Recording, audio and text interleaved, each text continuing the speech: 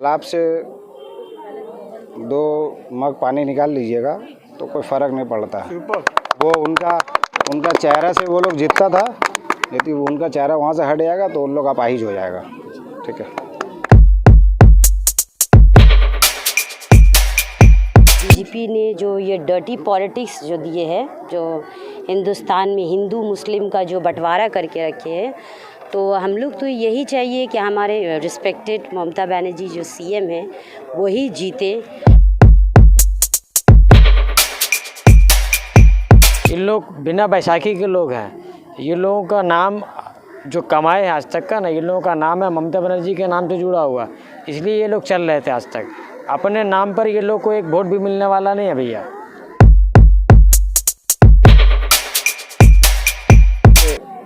मानते हैं तो हम लोग ममता दीदी को ही मानते हैं, और वो जो आज कर रही है गरीबों लिए, जो आज जो स्वास्थ्य साथी कार्ड निकला है, ये गरीब का जो सरकारी हॉस्पिटल में जा रहा था, जो सही तरह का इलाज नहीं हो पा रहा था, तो आज प्राइवेट में उन लोगों को 5 लाख 6 लाख रुपए का उनका आज लिमिट दिया गया है।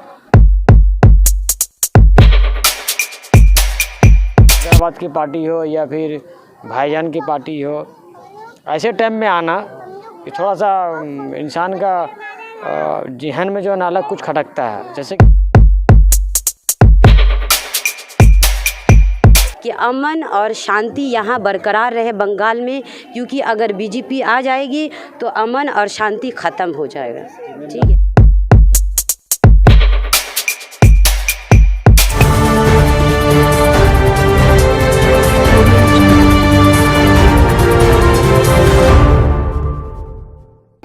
नमस्कार, आदाब दोस्तों, आप सभी का जनता टीवी हिंदुस्तान में स्वागत है। मैं इस वक्त तोपसिया में हूँ और हमारे साथ PDHRI के तोपसिया ब्लॉक के प्रेसिडेंट के अलावा यहाँ के पॉपुलर सामाजिक कारकुन जनाब इमरान साहब मौजूद हैं। उनसे बात करेंगे जो मौजूदा सूरत हाल है बंगाल में। बीजेपी जोर लगाई हुई है और मैं उनसे जानना चाहता हूँ कि क्या स्थिति होगी। एक तरफ बीजेपी, दूसरी तरफ अवैसी साहब हैं, भाईजान भी है, तीसरी तरफ आप देखें तो कांग्रेस और CPM सभी हैं। अब बीच में तनहा ममता बनर्जी है। तो मैं इनसे जानना चाहता हूँ कि क्या पोजीशन होगी। इस बार इलेक्शन बहुत कड़ा है, तृणमूल का क्या हालत होगी। इमरान साहब बताइए।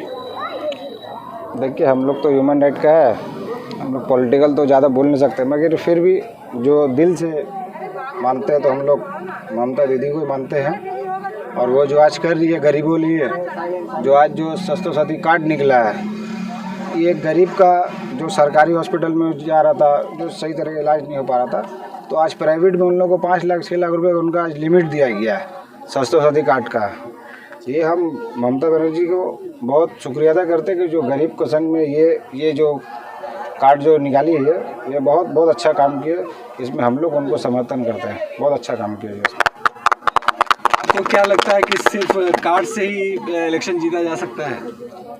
नहीं, कार्ड से नहीं, वो तो वन मैन आर्मी है वो उनका, और तो किसी का बात नहीं कर सकते। मगर जो आज वो सरकार में है, तो उनको देख के आज आदमी जो वोट भी करता है, जो भी करता है, उनको देख के करता है, और किसी को देख के नहीं करता। उनका काम देख के हम लोग उनके साथ है जी।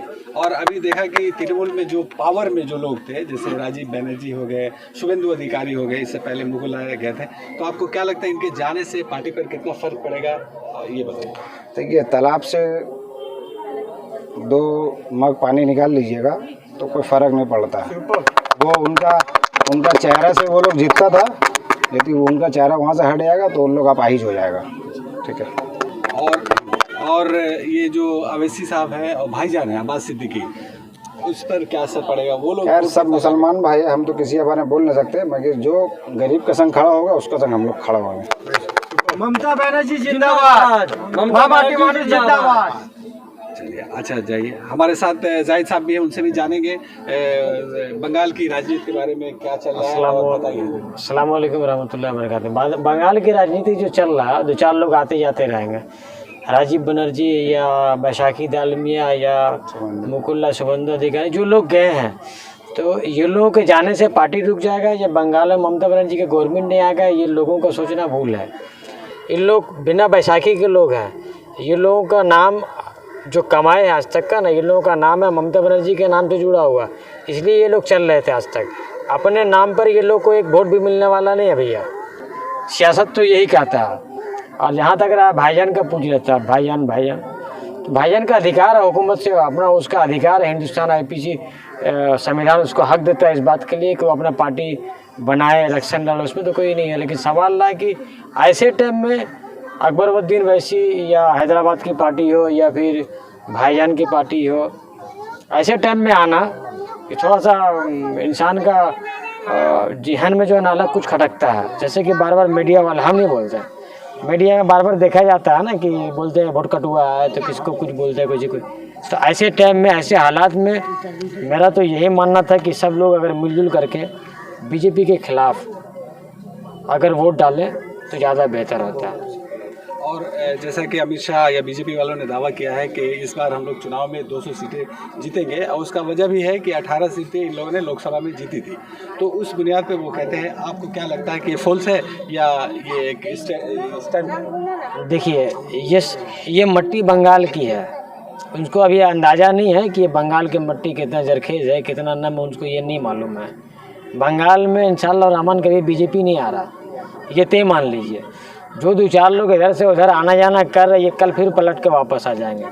तो हम आपके मीडिया के माध्यम से यही बोलना चाहेंगे पूरे बंगाल वासी को या पूरे ऑल ओवर इंडिया के लोगों को कि नेताओं के बात पर आपस में ना उलझे, है ना। नेता का काम है सिर्फ तकरार करवा देना, लड़ा देना, कभी नज़र नहीं आएगा।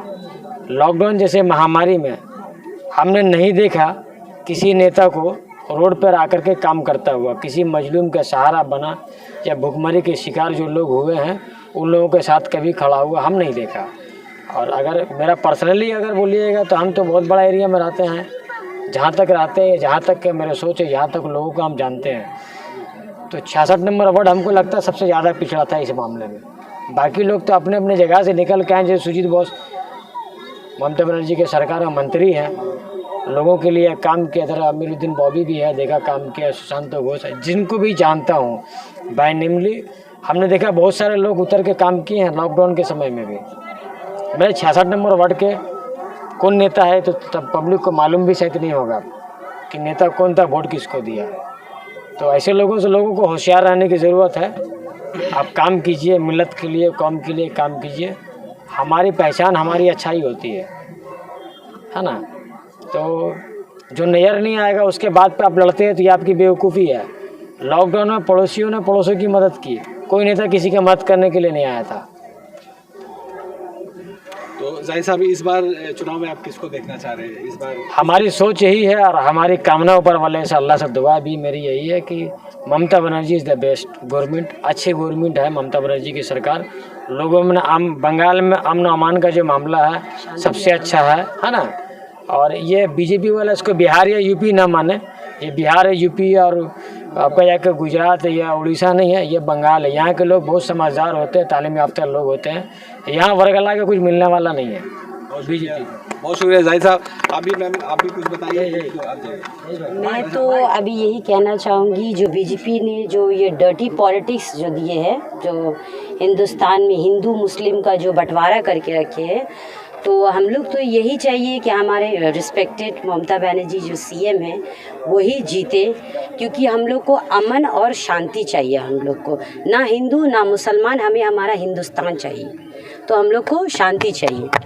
तो वो और ममता बनर्जी जो है हमारी रिस्पेक्टेड जो है वो ऐसा काम कर भी रही है, तो ऑब्वियसली हम किसी और को क्यों वोट देंगे? हमारा मैम ही को वोट देंगे, क्योंकि जितना गांव ग्राम में हो या चाहे डीगा के रास्ते में हो या चाहे बहुत सारे जगह में बहुत हॉस्पिटल डेवलप कर चुका है, जहाँ पे इलाज सही से होता नहीं था, जहाँ गंदगी रहता था हॉस्पिटल में, आज हॉस्पिटल सफ़ा सुथरा रहता है। वो सिर्फ हमारे मैम के वजह से, हमारे सीएम के वजह से। जो लॉकडाउन के दरमियान कोई प्रधानमंत्री या कोई सीएम कोई नहीं निकले थे, सिवाय सिर्फ हमारे सीएम निकली थी, सीएम हमारे ममता बनर्जी जो वो अकेले वो निकली, जिनको कोई चीज़ का खौफ नहीं था कि उससे कोरोना होगा, कि वो आम पब्लिक के लिए वो निकली वो।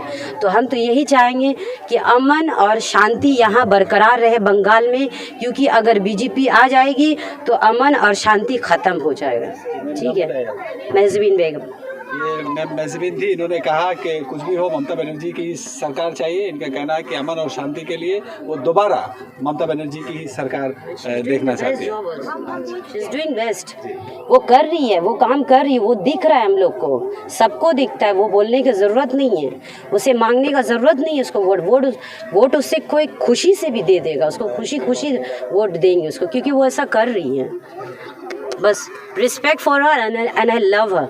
बस तो आपने देखा यहाँ जितने लोग थे सभी चाहते हैं कि दोबारा ममता बनर्जी की सरकार हो। उन्होंने इसकी वजह भी बताई कि अमन और शांति के लिए और डिस्क्रिमिनेशन ना हो, इसके लिए ममता बनर्जी, क्योंकि उन्होंने कोरोना वायरस के काल में रास्ते पर उतर कर काम किया, जबकि सभी नेता और लीडर जितने थे सभी कोई किसी को रास्ते पे नहीं देखा गया, सिर्फ ममता बनर्जी और उनकी कैबिनेट के कुछ मंत्री ही रास्ते पे थे। बहुत शुक्रिया हमारे साथ बातचीत करने के लिए।